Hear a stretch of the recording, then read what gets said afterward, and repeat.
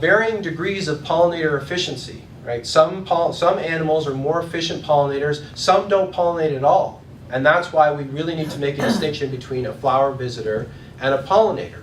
If it's not visiting it's not visiting its match, if you will, if it's not visiting the flower that it has co-evolved with, then it's not contributing to the biodiversity that goes beyond the plant. So why is this so important that we protect these interactions? The reason is because the interaction between pollinators and plants is called a keystone interaction. Now, this is generalized that the pollinators are keystone species, but that means that the interaction is having a positive effect throughout the ecosystem. So our interactions here may supply food to somebody at this trophic level, and the abundance of individuals at this trophic level is feeding this trophic level. And so we have a system, this pollination network, where we have all these interactions supplying food, shelter, and nest sites for everybody on this level that's supplying food, shelter, and nest sites here. So as we start to break these associations apart, either through pollinator decline or the loss of native plant species in particular, then what we see is this cascading negative effect on the ecosystem. And what eventually is going to happen is that you will get what's called ecosystem collapse. A lot of people put out hummingbird feeders. We need to support our hummingbirds. We need to give them food.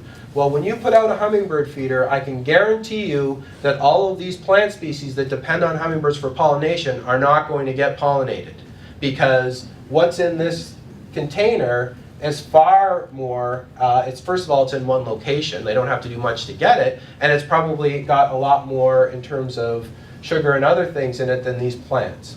And so even though we think that we're helping our pollinators, we're actually not. We're helping the animal, we're helping the flower visitor, but we are not helping the pollination process. And without this pollination process, we do not get to the next step, which is supporting wildlife.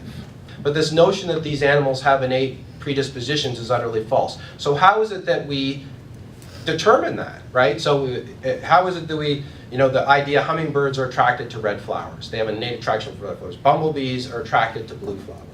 How is it that we determine that this isn't the case? You can demonstrate this in the lab. So we look at this monarch butterfly.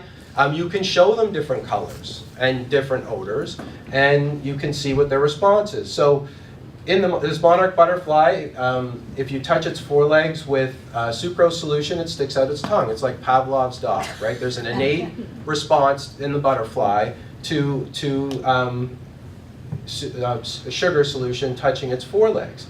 Now we show it a color, and we don't see its tongue sticking out. We don't see anything going on until we touch the forelegs and get this reflexive pattern.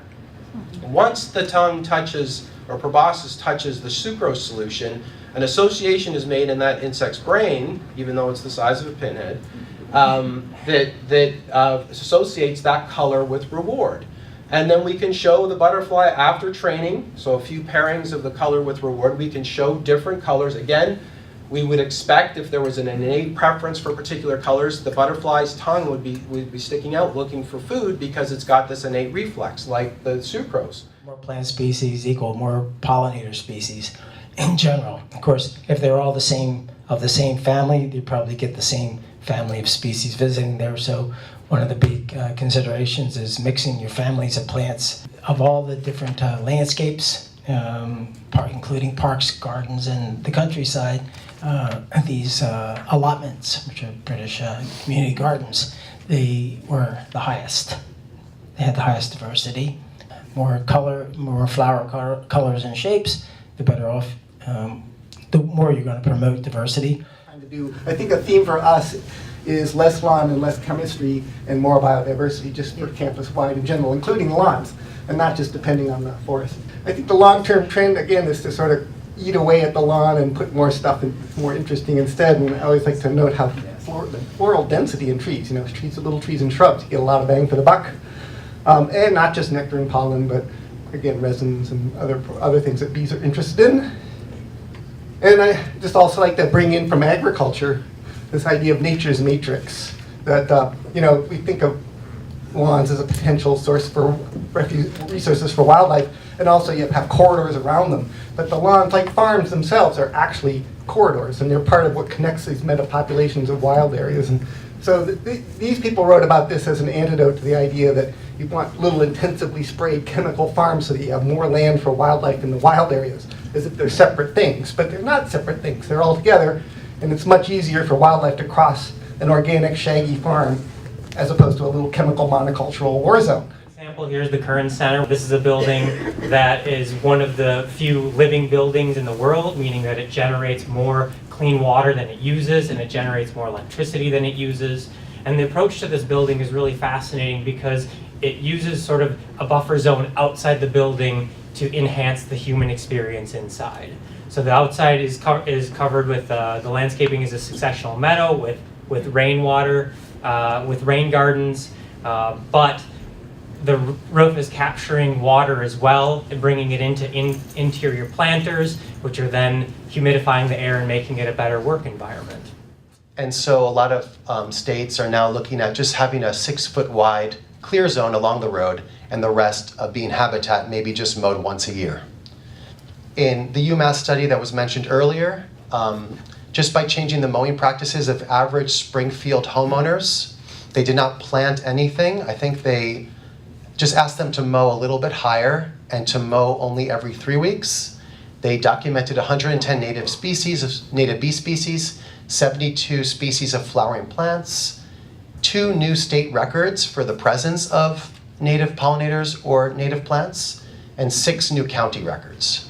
A moment to talk a little bit more in depth about neonicotinoids. Now, a lot of us associate them with farms. You know, they're used in about 90% of the corn production in the United States, but they're also found in most garden products. Unfortunately, a lot of us, when we're buying cultivars and other commercially produced plants from nurseries, they might already be treated with neonicotinoids. So it's really important, if you're trying to encourage pollinator habitat, to know where your plants are coming from, and especially where the seeds are coming from, if you're doing direct seeding, because unfortunately, a lot of what's out there is not clean and will kill the pollinators. I had the responsibility of doing research last year to try to come up with a solution for dealing with a pretty bad situation of knotweed up at the community garden. And I know. And in researching it, the thing that kept coming up was the bad word of glyphosate. We reached out to conservation committees, we reached out to pretty much every planning board in the area, we reached out to municipalities, institutions, and what we found, which stunned us, was that it's used pervasively. We certainly know that, as someone said before, homeowners use glyphosate in the form of Roundup or whichever other pesticides, and they're probably the most dangerous with it. As Vivian said, Americans tend to think that if a little is good, more is better. But we also understand in talking with people that for many of you at an institutional and municipal level, glyphosate can be a workhorse used in the proper way. And so we wanted to meet you all where you are and absolutely acknowledge that we understand the decisions that you make for land care treatment can be challenging. At the core of the process is a site evaluation. If we don't know what species we're dealing with, what the density or the distribution is, what are the native plants that are intermixed into that system, then we really can't make good decisions about the proper or best possible methods for control in that scenario. Everything gets built from that point forward. And that includes our choice to use herbicides if we do or not, and then what herbicides are appropriate for the scenario. And glyphosate is an herbicide we use, I would say, rather frequently. The word workhorse, I think, was appropriately termed.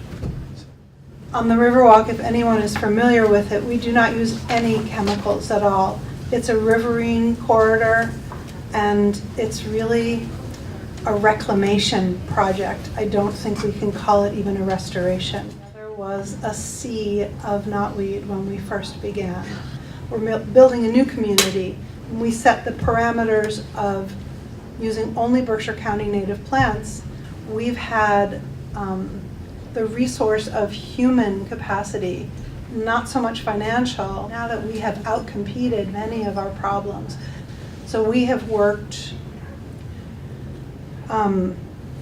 for many, many years building a plant community that disallows the infiltration on a large scale by knotweed, but we have lots of invasive plants.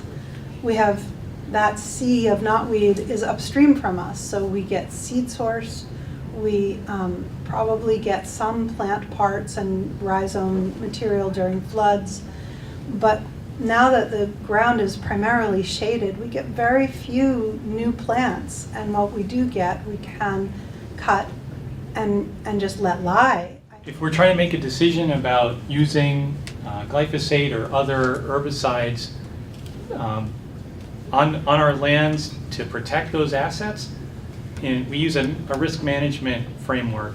For me, I look at it as what is the risk of doing nothing in these places if we are looking at trying to protect or enhance the quality of these natural communities. Because oftentimes we don't have the volunteer labor available or the staff time available to actually take care of all these acres in the way that they maybe should be if we didn't reach for all the tools in the toolbox, which include herbicides. And I needed to get some traction and let people know that this business existed.